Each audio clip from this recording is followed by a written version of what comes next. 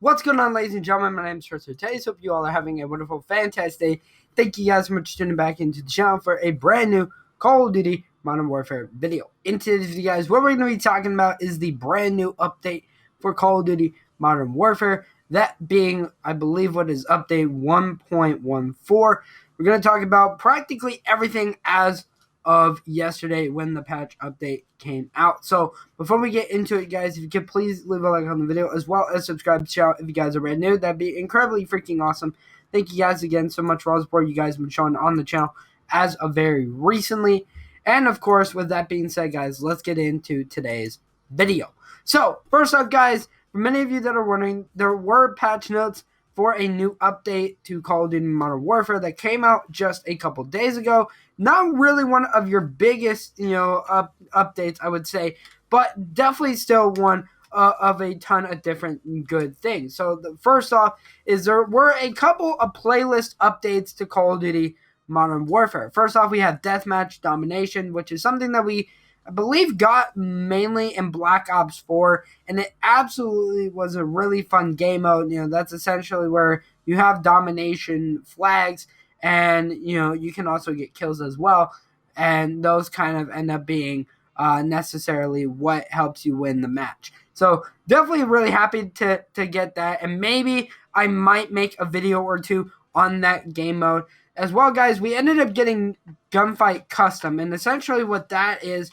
gunfight, but it allows you to actually have your own classes that you normally run with inside of that, which I think is kind of awesome. It adds a little bit of customization and a little bit of independency to the game. It allows us to be a little bit more free rather than just having the default classes that it kind of gives us and everything.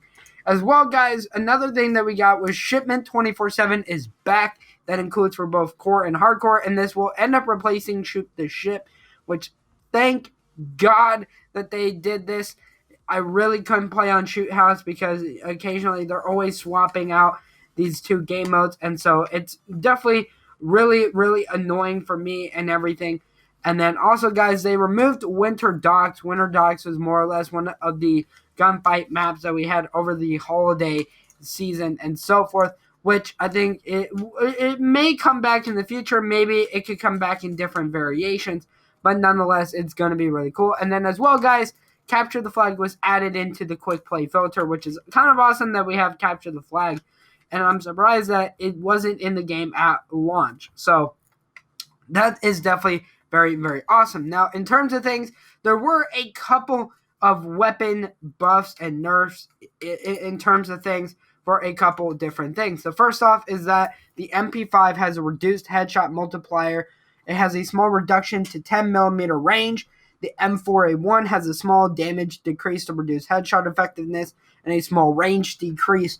And then as well, guys, the M13 has a range increase but has a small reduction to horizontal recoil and small damage increase to boost headshot effectiveness, which is definitely going to make the M13 just really overpowered, as you guys saw in my last video. And on top of that, guys, the crossbow players are going to be able to shoot down an enemy support helo with only 3 crossbow arrows. So that is definitely going to kind of be interesting. It has also been adjusted. It will be 5 to take down a VTOL and 6 to take down normally to take down a chopper gunner as well. So this is definitely going to be really, really interesting. As well, guys, we have a couple of fixes and so forth. So first off, there was a fix for an exploit in ground war via the ATVs. There was a fix for a missing character model on the LA Optic skins.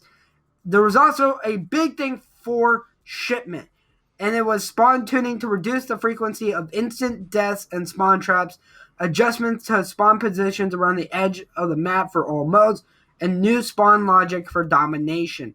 I think this is mainly because a lot of people, if you know, on C-Flag, and especially from some of my videos, you could practically let the enemies hold C-Flag down, and they literally would just keep spawning at C-Flag. So it definitely became very, very annoying. Now, on top of that, guys, when using keyboard and mouse, a controller button prompt will appear to access the social menu while matchmaking on PC with a PS4 controller. The button prompt will appear as an Xbox prompt. That has been fixed.